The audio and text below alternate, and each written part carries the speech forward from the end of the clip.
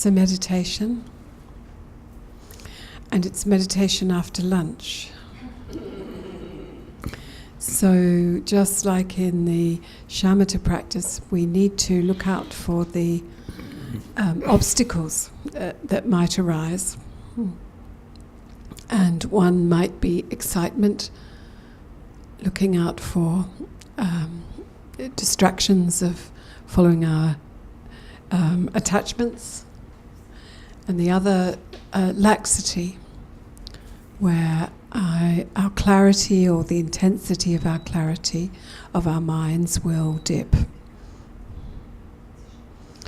We might also have another one where we get sleepy. It's not quite the same. It's related to the laxity, but it's not quite the same. So, it's important that we wake our mind up when it's sleepy or when we're experiencing laxity, which is the lack of clarity or intensity of that clarity.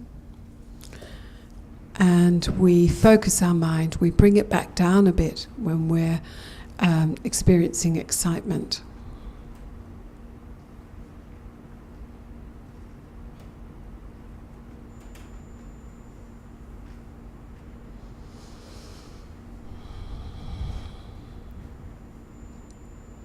So make your posture conducive.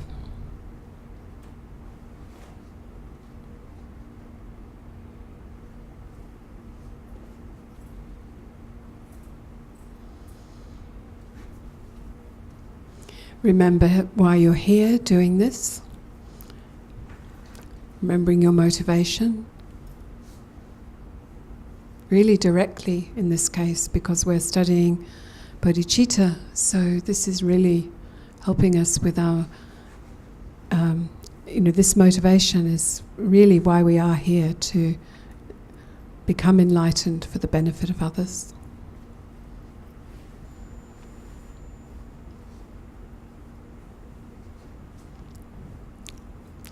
And then the focus of this meditation is the mind's clarity. This is part one, is looking from the inside, not looking at something outside, but being fully aware of the mind's clear nature, the conventional nature of the mind.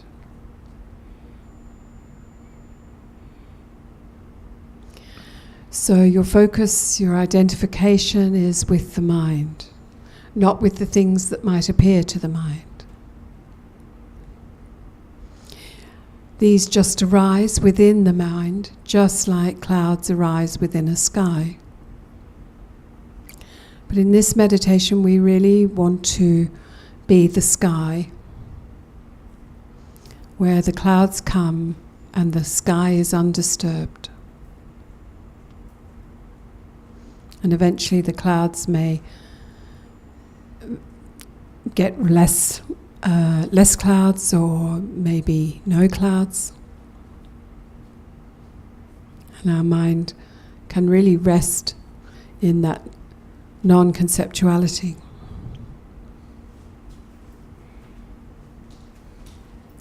Most important, though, is that the mind isn't disturbed. If things come, things go.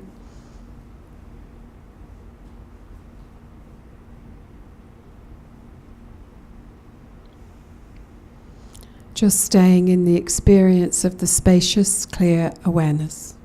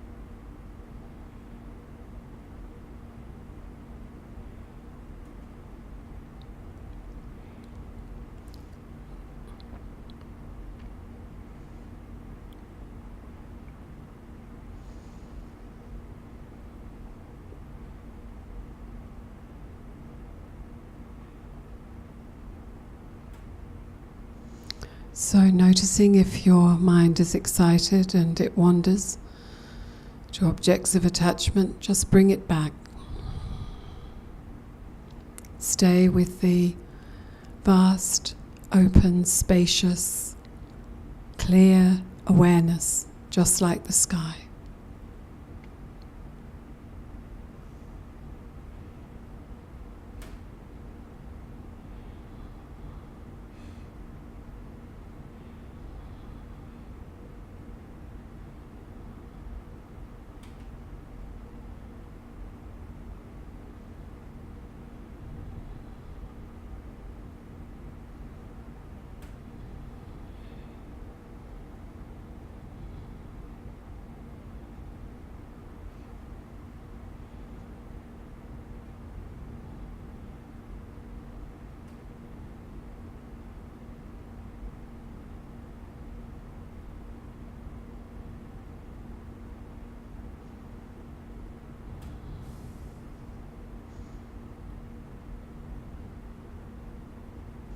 Or if you're experiencing laxity, where your mind is not very clear, even though you are managing to focus on the object of the mind's clarity, it's very a bit vague or not very sharp, not clear. So again, making your concentration a little more focused.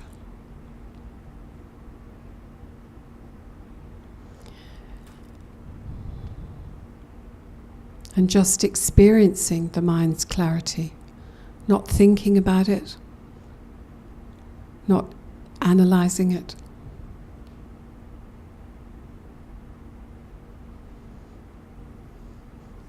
And becoming the mind's clarity.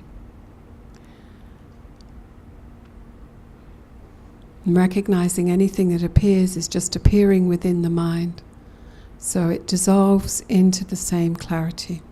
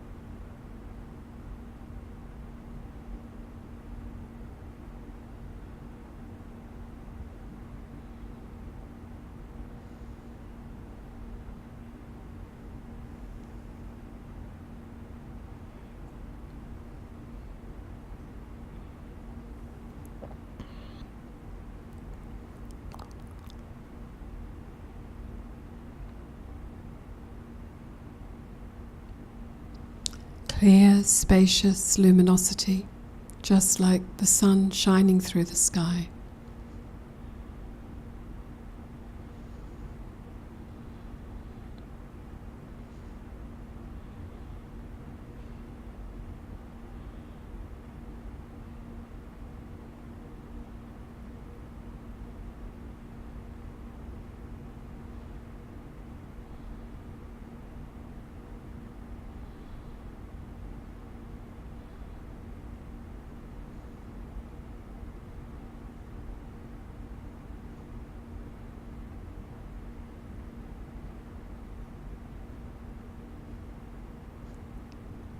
Anything that appears has no external existence of its own. So it simply dissolves back into this clear luminosity.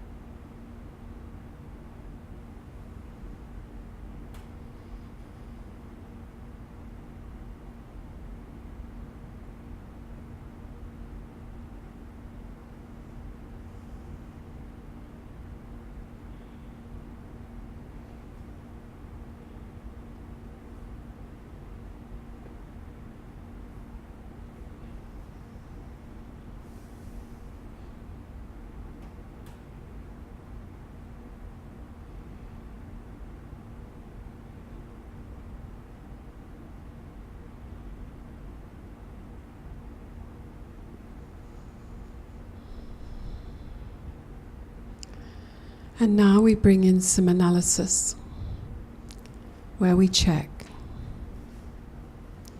So in the first part of the meditation, we could see that the things that appeared to our mind didn't have external existence apart from interacting with our mind.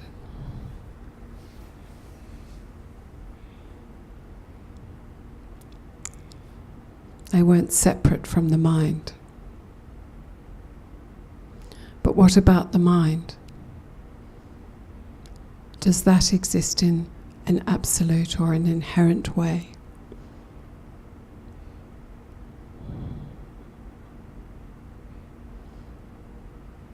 What is mind? Well, it's not one single consciousness. We have different sense consciousnesses and mental consciousness.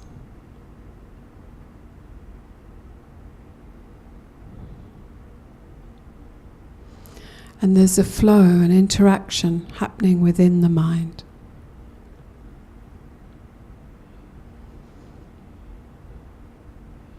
So nothing that you can say is independent.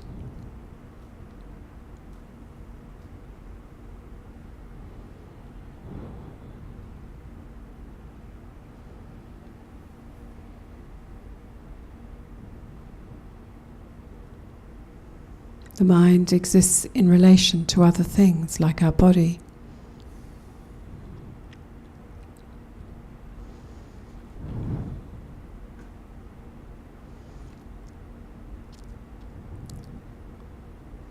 We can break down the moments of mind just from a theoretical point of view. We can talk about the mind in this moment, next moment, but actually moments are very short.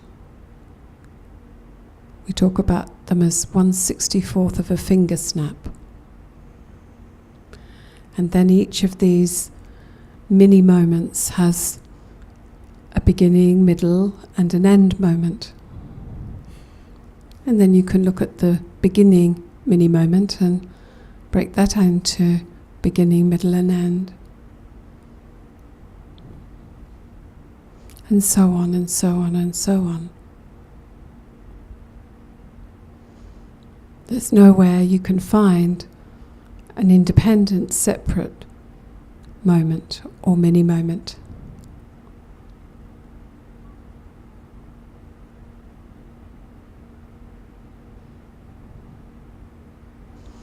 One moment of mind influences the next moment of mind.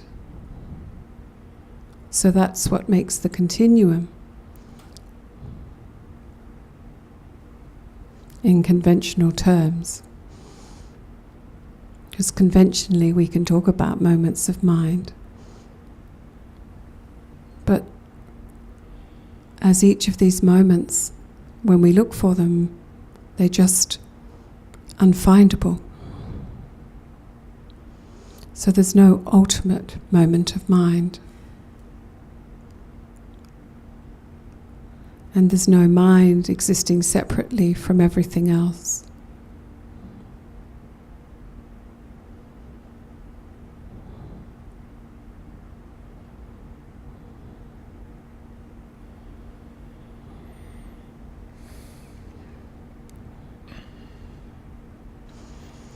The mind is just labeling mind upon these experiences that change moment by moment.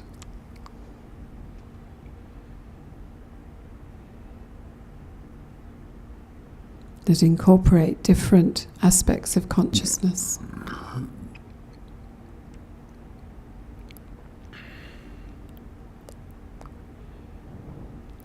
So when you look, you can't find an inherent mind, an absolute mind, an ultimate mind. And when you experience that, you just rest in that unfindability.